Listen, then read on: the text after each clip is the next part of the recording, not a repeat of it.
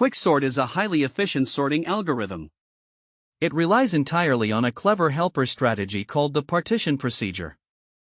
We divide the problem by picking a pivot element. We then rearrange the array so that smaller elements sit to its left, and larger elements sit to its right. Let's look at the Lomuto partition scheme. We choose the last element as our pivot. We then maintain a boundary pointer, index I, to track elements smaller than the pivot. Let's trace this on an array. We select 40 as our pivot at the end.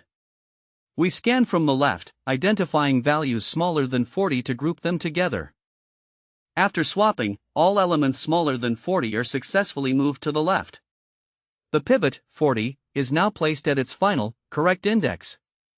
Here is the concrete partition algorithm.